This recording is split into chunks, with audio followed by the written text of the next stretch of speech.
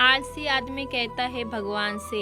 एक गांव में एक आलसी आदमी रहता था। वह कुछ काम धाम नहीं करता था, बस दिन भर निठल्ला बैठकर सोचता रहता था कि किसी तरह कुछ खाने को मिल जाए। एक दिन वह यूं ही घूमते घूमते आम के बाग में पहुंच गया। वहां रसीले आमों से लदे कई पेड़ थे।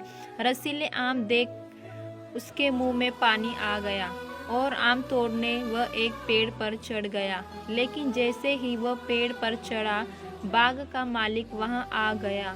बाग के मालिक को देख आलसी आदमी डर गया और जैसे तैसे पेड़ से उतरकर वहां से भाग गया।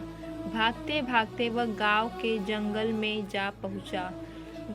वह बुरी तरह से थक गया था, इसलिए एक पेड़ के नीचे बैठकर आराम करने लगा। तभी उसकी नज़र एक लोमड़ी पर पड़ी।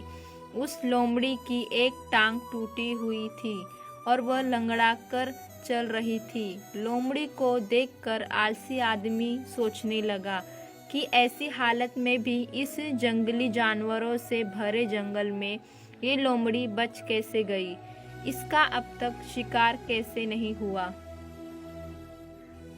वह एक पेड़ पर चढ़ गया और वहां बैठकर देखने लगा कि अब इस लोमड़ी के साथ आगे क्या होगा।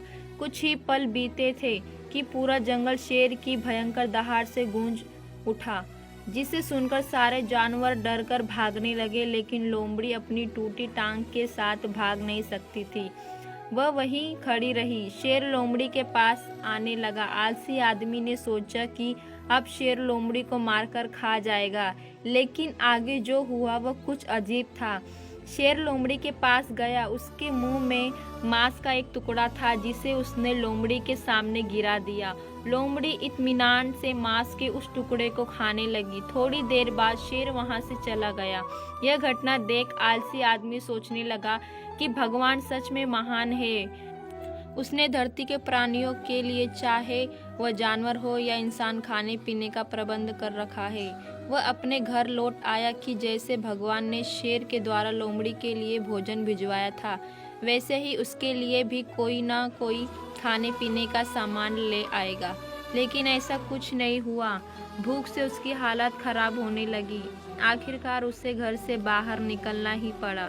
घर के बाहर उसे एक पेड़ के नीचे बैठे हुए बाबा दिखाई दिए। वह उनके पास गया और जंगल की सारी बातें सुनाते हुए वह बोला, बाबा जी, भगवान मेरे साथ ऐसा क्यों कर रहे हैं? उनके पास जानवर के लिए भोजन का प्रबंध है, लेकिन इंसानों के लिए नहीं।